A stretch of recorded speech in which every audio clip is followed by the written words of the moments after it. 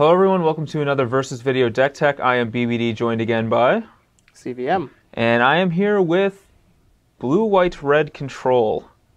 Just the best. The best. The actual best. We have some sweet new cards here. We have Keranos, God of Storms, Banishing Light, and Deicide. Really bringing up some of the new cards from the new set in this deck. Other than that, it's just a pretty straightforward Blue, White, Red Control deck.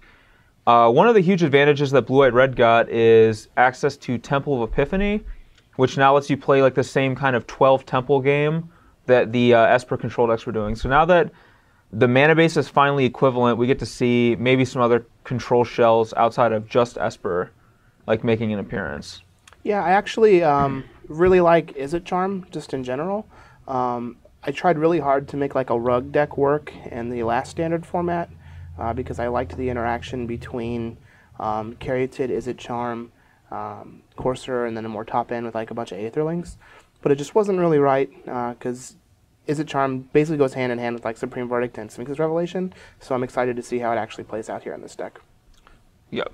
So one thing about Blue, White, Red is that the red actually gives a lot of access to cheap removal that some of the other colors don't necessarily have. Like you have Turn and Burn and Izzet Charm. To take care of a lot of early creatures. So that actually gives, and in the sideboard you also have some more options like Anger the Gods. Oftentimes that gives Blue, White, Red really like the distinction of being like the best anti-creature control deck. And I think having a deck like that really makes a card like Keranos really good because you're probably not going to die to their Weenie Rush with a deck like this. And then Keranos is going to be there to start to really generate a huge advantage as the game goes along and really start to mop things up. Deicide's an interesting one. I think this card's really good. Almost every single deck has a card that it hits. I know you've main decked Destructive Revelry before. So yeah, I don't think it's crazy to main deck a card like Deicide. And then we have a Detention Sphere and Banishing Light split so that you have ways to get back your guys from your opponent's Detention Spheres, really. But other than that, it's a pretty straightforward control deck. With one exception, kind of an interesting aspect to the deck is Firemind's Foresight. Really kind of serves as Revelation number 5. So you can get Revelation as a 3-drop from the Foresight. You can get Quicken as a 1-drop. And then you have so many different options for 2. You can get like Izzet Charm, Last Breath, Turn Burn, Deicide. You can get Syncopate as a 1. You can get Dissolve as a 3. You can get Quicken as a 1. And Revelation as a 3. Another thing is you can actually get Turn Burn as a 2 or a 3. One of the interesting things about flip cards is they actually, both sides count separately. So you can actually get Turn Burn as either the 2 or the 3, depending on what other kinds of cards you want to get. And likewise, like Wear and Tear, you can get as a 1 or a 2 in post-board games. So there's a lot of neat little tricks with Firemind's Foresight. Sometimes it's actually better than Revelation. Most of the time it's not. That's why there's 4 Revs and 1 Foresight. But it is nice to have access to like a 5th effect like that. And then past that point, we have the standard Jace and Elspeth to really hammer the game home. So there's not a lot of win conditions in this deck, but because Keranos is so hard to remove, you should be able to eventually win a game with his ability if nothing else happens. But yeah, this is definitely an interesting deck. Saito designed this deck, and it top 4'd the last open, so definitely has some power to it. But let's go ahead and look at the sideboard for now. All right, we are back with the sideboard. We have Magma Spray and Anger the Gods. Those are kind of our clean up the Voice of Resurgences. Yeah, clean up the green-white red creatures that litter the early turns of the game. Something I'm not that familiar with. I just like to kill them. I don't really know what they do, but I also really like Anger the Gods right now with a new hexproof creature being printed with Basara Tower Archer and Mana Confluence giving them perfect mana. We anticipated a lot of people being on a Naya hexproof deck this weekend.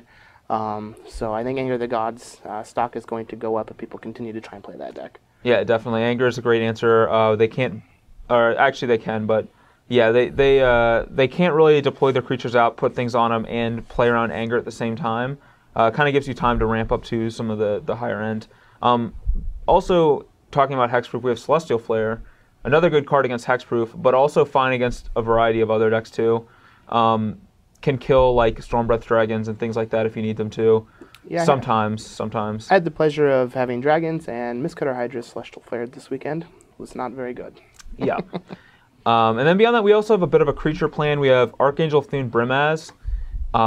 Really good against a lot of like the other creature decks. Kind of Brimaz survives anger, so does Archangel, which is key. And they also really like clog the game up. And especially in terms of Archangel, threaten to just take over the game completely.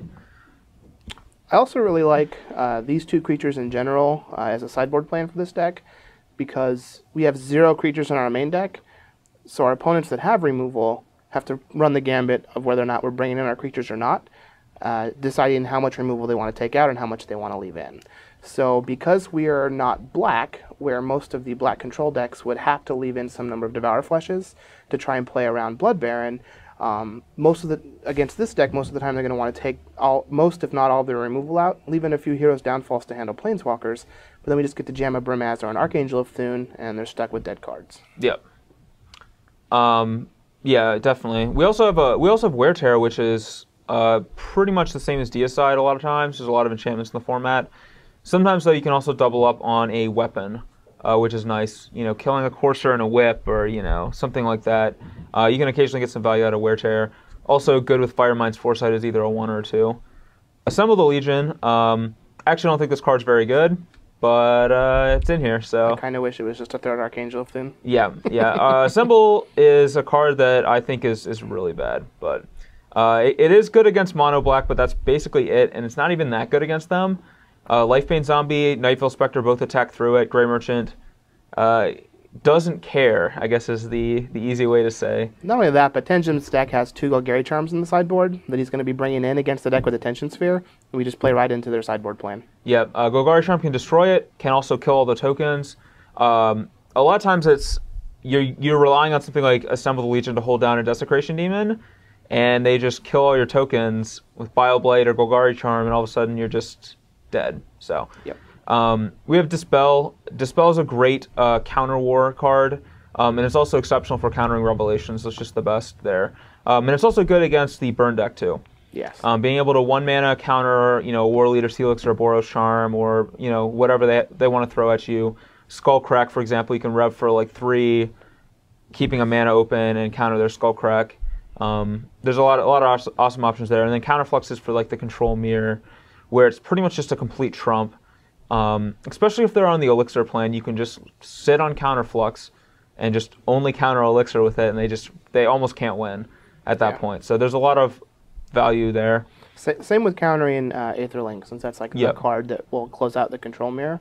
And it's also really neat that this is a 3, so post-board in the Control Mirror, you could Firemind's Foresight for like Dispel, Counterflux, and, you know, a 2-man like a Deicide to handle a Detention Sphere, and just really be set up for the end of the game against your control opponent. Definitely.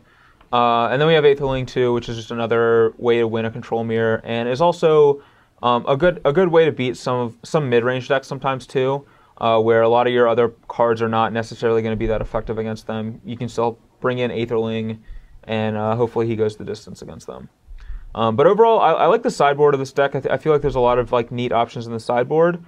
So hopefully this deck performs well. It did well last weekend, and I think that it definitely has what it takes to be a contender in Standard.